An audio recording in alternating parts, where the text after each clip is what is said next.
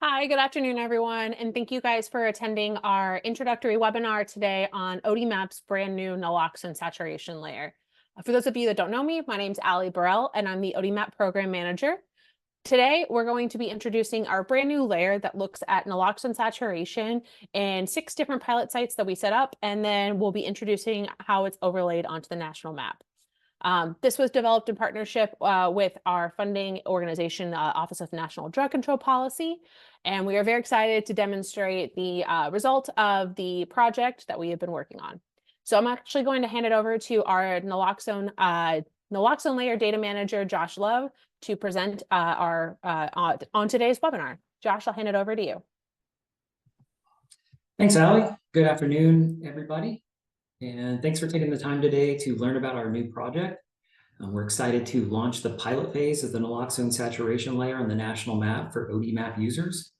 Our hope is that this layer will assist agencies in developing robust prevention and response strategies, in addition to gaining a better understanding of naloxone availability and saturation in their community.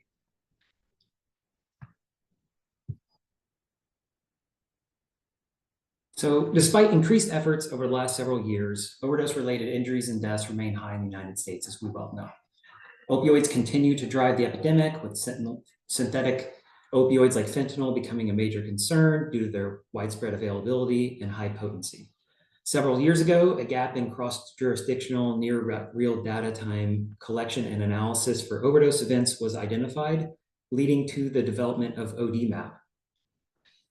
So, in order to combat naloxone has become an integral component to overdose reduction and prevention strategies across the country. It was approved for over-the-counter non-prescription use by the FDA last March, and currently there are naloxone access laws in all 50 states and the District of Columbia. However, naloxone access availability vary across counties, states, regions. So in a similar manner, which led to the creation of ODMAP, there exists a critical data gap for a timely, centralized county-level reporting system, which tracks naloxone availability, naloxone saturation status, and its relationship to overdose events and other factors. So as Allie was saying, as a result, we are launching the naloxone saturation layer. It will help agencies track monthly naloxone availability and saturation at the county level in near real time using the most recent data submitted by reporting agencies. And the goal here is to have data from the previous month reported and on the map once it's typically available either at the middle or end of the following month. This embedded new layer is found on the right of the national map on the toolbar. It's displayed as a choropleth or color-coded map layer, and this is indicating saturation status. So we use the blue color palette for this layer. So dark blue indicates saturation, light blue, kind of gray indicates no saturation. And so this would make it so it could contrast with other layers such as our spike alert layer. And so while there are multiple distribution channels for naloxone, for this layer, naloxone distribution will indicate naloxone funded by the SAMHSA State Opioid Response or SOAR program that is then distributed by a state level agency and subsequently made available at the designated county of receipt. Furthermore, naloxone distribution does not indicate distribution occurring within the county at sub-county level or from other funding sources or access points such as retail pharmacies at this time. But first, let's briefly discuss the project background, including the timeline and process. So after developing the initial concept, the ODMAP team used the following criteria to identify pilot sites. They must have a state-level implementation strategy of at least 2 years worth of data in the ODMAP system submitted by the agency. And then the agency must have an existing internal measure to track naloxone distribution. But there, with this initial concept developed and the 6 pilot sites, as you can see there, the city of Chicago, DC, Kansas, Kentucky, Michigan, and Montana, with those 6 pilot sites identified, work began last November and culminated with completing the layer in mid-April a few weeks ago. So during this period, there were multiple groups meeting and working on various tasks. For example, there was the pilot stakeholder group, which provided naloxone data for the layer and also for the naloxone model. They attended 3 meetings and provided layer feedback throughout. It's important to mention at this stage, to populate the layer, it only requires 5 data points. So you would input state, the county, the report year, and the report month, and then the number of kits distributed for that month. Secondly, there was a data work group, which included epidemiologists, subject matter experts, and a drug intelligence officer from the overdose response strategy. Together, this group met 3 times and represented public health and public safety officials working in Montana, Tennessee, and Chicago. They conducted a literature review, provided technical and subject matter expertise, helped develop the naloxone saturation definition, and identified the naloxone saturation model. The latter 2 being the primary objectives of the group. Finally, our IT team at the Washington-Baltimore HIDA, the great folks who created ODMAP, focused on layer development, working with us to bring this concept to life. So previously, I mentioned defining and measuring naloxone saturation was the primary objectives of the data work group. But what is it? It's this concept where distributing a sufficient number of naloxone kits in a community will assure that opioid overdose deaths don't result from a lack of access, and will be available in the event of an overdose. So there's been several studies aimed at defining and measuring naloxone saturation going back to the early 2010s. But during our literature review, we focused on kind of 3 primary routes that researchers took. The first study, folks might be more familiar with it, but it's usually used to develop the naloxone distribution and saturation plans for SAMHSA, but it's the study that essentially recommended with how you calculate the number of naloxone kits you need. You multiply by 20 the previous year's number of opioid overdose deaths. A second study that we looked at was a modeling study that estimated the recommended number of naloxone kits per 100,000 population, so that naloxone would be available during 80% of witnessed overdoses. A third study that we looked at, well, there are actually 2 studies that use the same methodology, and they wanted to identify the naloxone distribution rate category that was associated with a decrease in the overdose death rate. And so after evaluating the available research and considering the scope of the project, the data work group reached consensus on study C, which utilized a regression model approach. And so to calculate the recommended naloxone distribution rate to achieve saturation, a Poisson regression model was utilized. For the data sources that we used, they were county level naloxone distribution data provided by 2 pilot sites, county level provisional drug overdose death counts that you can access from the CDC. And then, of course, to calculate rates for both of those, we used 2020 US Census Bureau decennial county population counts. And so for the analysis, we wanted to look at quantifying and evaluating this association between county naloxone distribution rates as the exposure, and then how that related to drug overdose death rates for the outcome. We took all of the county naloxone distribution rates and calculated them into quartiles, and then assigned those to those categories.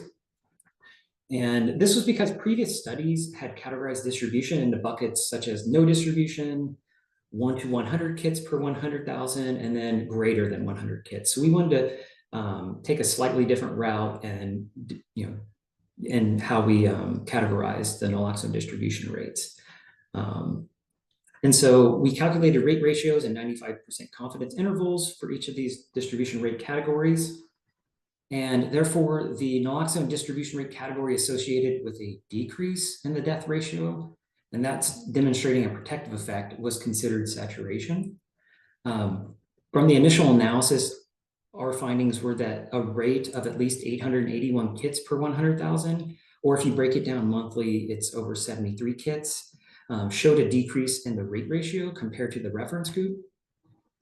And so for the definition, for the pilot, we're saying that when the naloxone distribution rate for a particular county meets or exceeds this distribution rate, we'll deem that county as achieving naloxone saturation.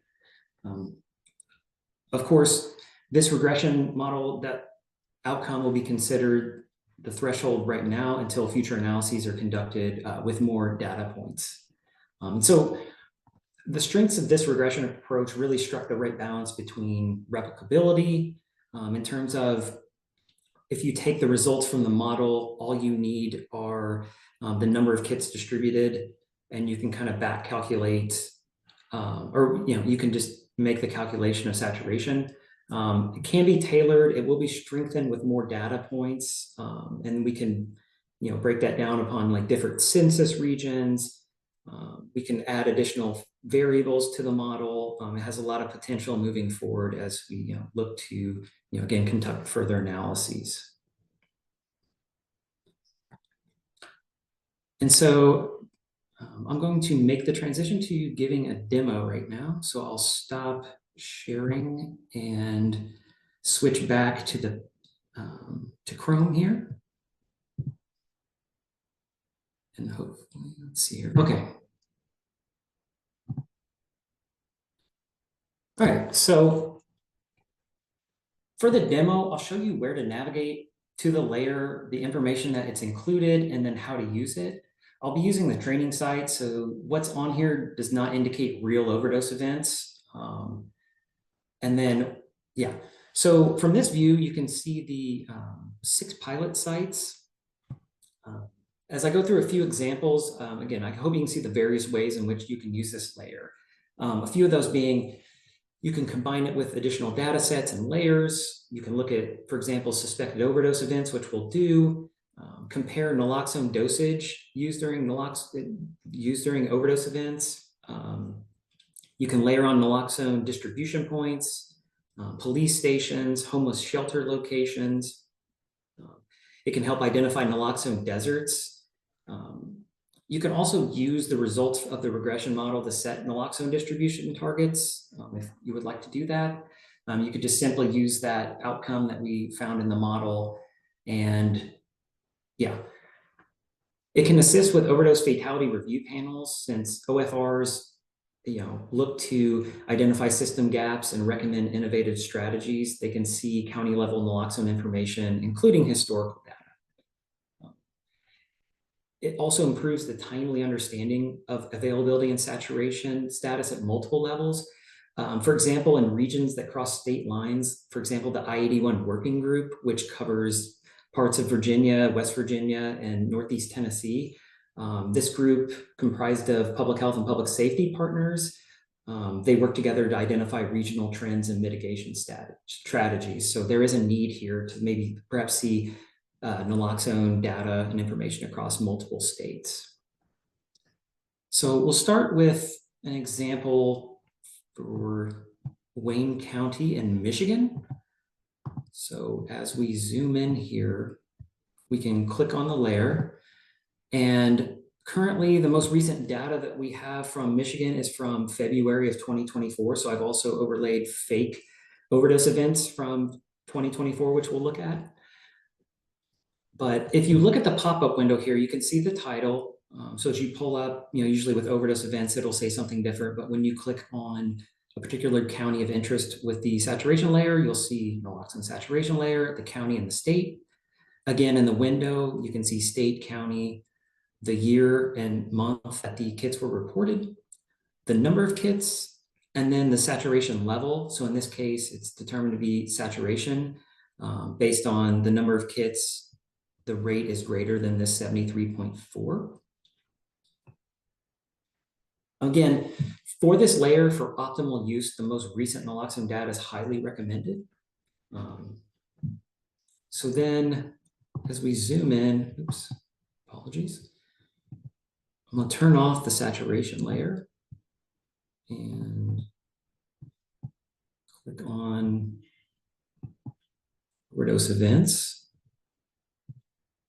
And you'll see here an example of how to use this within the map, is we have here Detroit, and there looks to be a manufactured cluster of overdose events. These again are not real. But so you're looking at the layer, you see, okay, Wayne County distributed this number of kits in February. It was deemed to be saturation. So you click off the layer, look at overdose events. There's also another layer that you can add, which shows naloxone access points, i.e. pharmacies. So you can layer that to see the proximity in which the overdose events occurred to the most recent pharmacies. For example, this is a CVS several blocks away from this particular neighborhood where the overdose cluster appears to be occurring. You can also add police stations as well, if you would like, to see where law enforcement stations reside in proximity to where this is. And again, this is a manufactured example, but it's one way to use this layer to really add on additional layers and see that these activities kind of occurring in, there's not a lot of naloxone access nearby.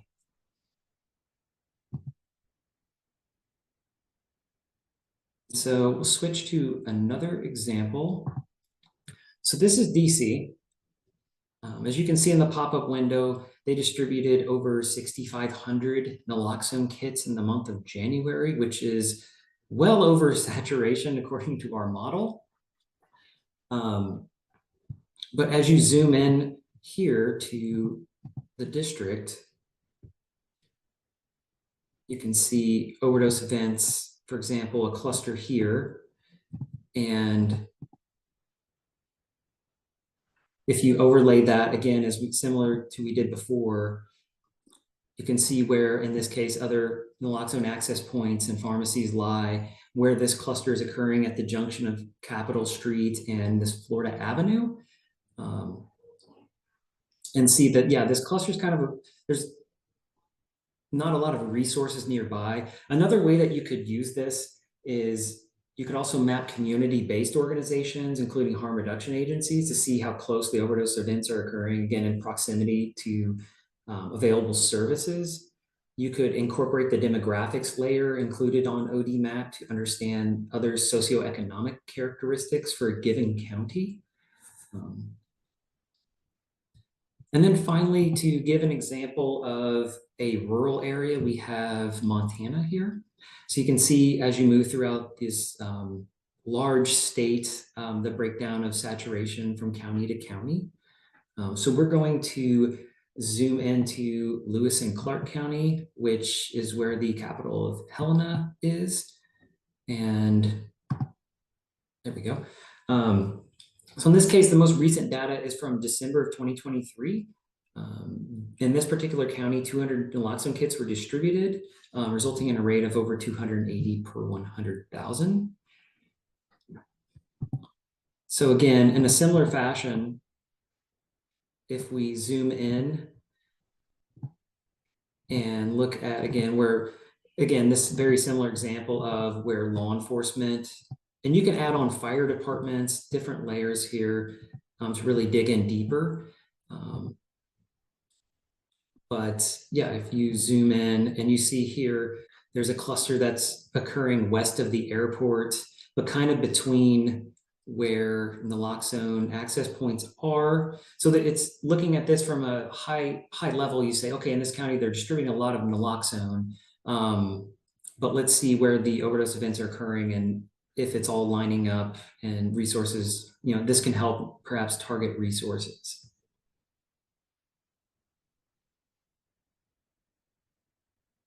Okay.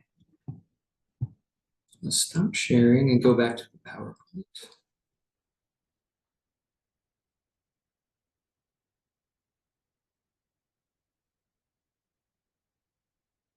Okay. So to recap for next steps of this project, again, this is phase one. Next steps, we are working to finalize the built-in charts, which you guys are used to accessing on the upper left-hand corner of the national map. But these charts will look to show naloxone distribution similarly to the state county line chart, but for the number of monthly kits distributed. We also are seeking to expand the number of participating sites, and then also including saturation status as an option for spike alerts. So I've included a QR code for the one pager that we have, which is on odmap.org/resources. We're also looking to launch a one pager in Spanish as well shortly. But yeah, for more information, of course, contact the team, go to odmap.org, and then we're on social media to get regular updates.